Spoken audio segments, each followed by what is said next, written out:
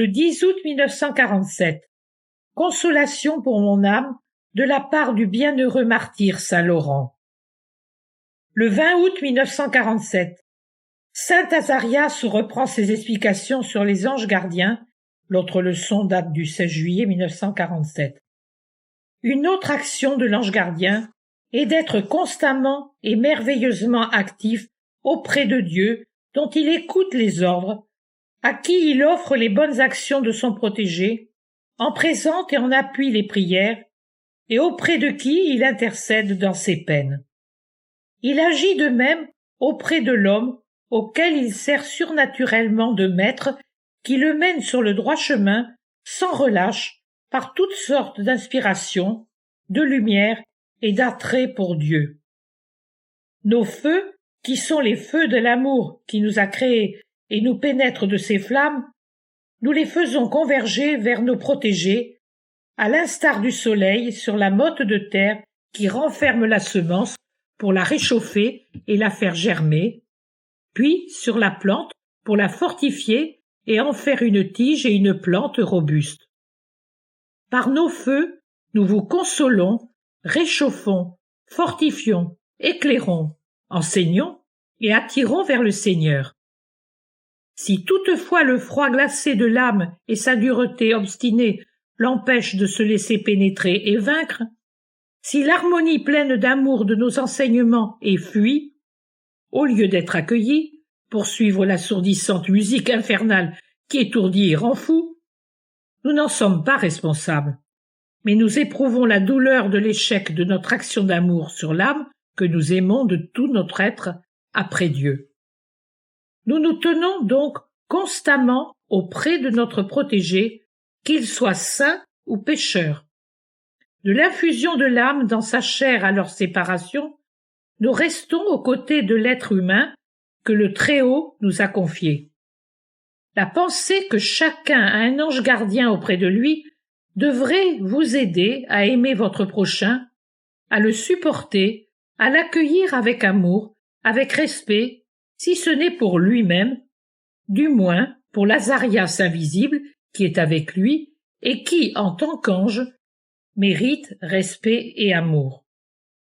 Si vous pensiez que, outre l'œil omniprésent de Dieu, deux esprits angéliques président à chacun de vos actes envers votre prochain et l'observent, se réjouissent ou souffrent de ce que vous faites, comme vous seriez meilleur à son égard. Réfléchissez, vous accueillez quelqu'un, vous l'honorez ou bien vous l'humiliez, vous l'aidez ou vous le repoussez, vous péchez avec lui ou vous le tirez du péché, vous êtes instruit par lui ou vous l'instruisez, vous lui faites du bien ou il vous en fait. Or, deux anges sont présents, le vôtre et le sien, qui voient non seulement vos actes visibles, mais la vérité de votre action. En d'autres termes, si vous agissez avec un amour véritable ou fin, avec hargne ou calcul, et ainsi de suite. Faites-vous l'aumône? Deux anges voient dans quel esprit vous agissez. Ne la faites-vous pas? Les deux anges voient la véritable raison de votre attitude. Que vous offriez l'hospitalité à un pèlerin ou que vous le repoussiez, les deux anges voient ce qui est spirituellement vrai dans votre acte. Vous visitez un malade, vous conseillez une personne qui doute, vous réconfortez un affligé, vous honorez un défunt, vous rappelez un égaré à la justice, vous venez au secours d'un nécessiteux. Deux anges sont les témoins de chacun de vos actes de miséricorde, le vôtre et celui de la personne qui reçoit votre miséricorde ou se la voit refuser. Quelqu'un vient-il vous trouver ou vous importuner? Pensez toujours que vous ne le recevez pas lui seul, mais aussi son ange gardien. Faites donc toujours preuve de charité, car même un délinquant a son ange gardien, qui ne devient pas délinquant si son protégé l'est. Accueillez donc tout le monde avec amour, qui que ce soit, même si ce doit être un amour prudent et réservé, sur la défensive, ou bien un amour sévère pour faire comprendre à votre prochain qui vous rend visite que sa conduite est répréhensible et vous peine, et qu'il doit en changer, moins pour vous plaire que pour plaire à Dieu.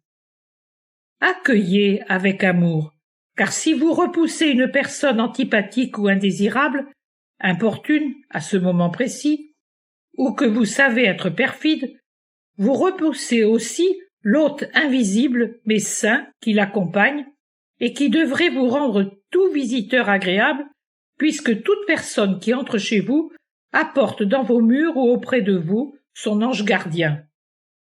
Devez-vous vivre auprès de quelqu'un qui vous déplaît? Avant tout, ne jugez pas. Vous ne savez pas juger. Il est rarissime que l'homme juge avec justice.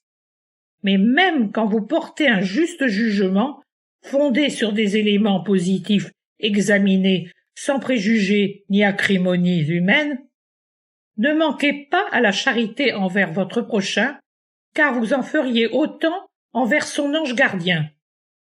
Si vous saviez penser de cette manière, il vous serait bien plus facile de dépasser antipathie et rancœur et aimer, accomplir les œuvres qui permettront au Seigneur et juge de vous dire « Viens à ma droite, car tu es béni ».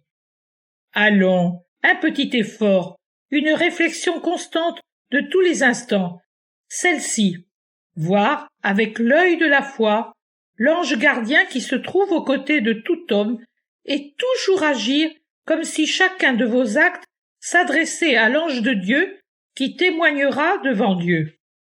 Je vous l'assure, l'ange gardien de chacun uni au vôtre dira « Très haut, celui-ci a toujours été fidèle à la charité. Il t'a aimé à travers les autres. Il a aimé le monde surnaturel à travers les créatures et, en raison de cet amour spirituel, il a supporté les offenses, pardonné, fait preuve de miséricorde envers tous, imitant en cela ton Fils bien-aimé, dont le regard humain, même s'il se portait sur ses ennemis, voyait auprès d'eux, à l'aide de son esprit très saint, leurs anges affligés.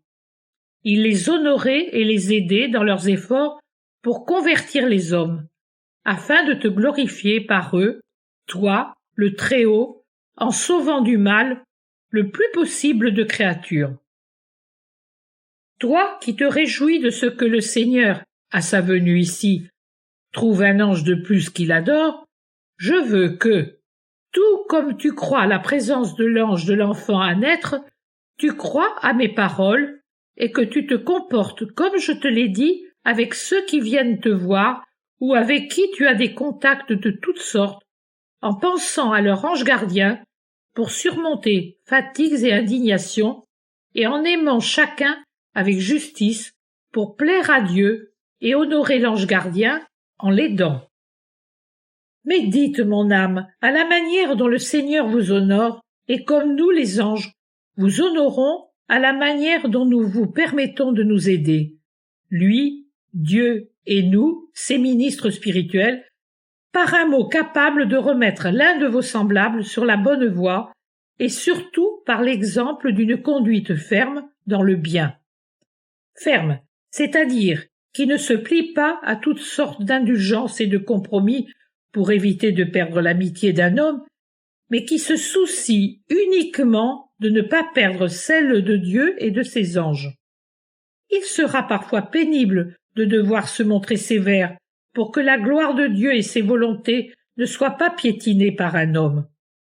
Cela entraînera peut-être des impolitesses ou des froideurs. Ne t'en préoccupe pas.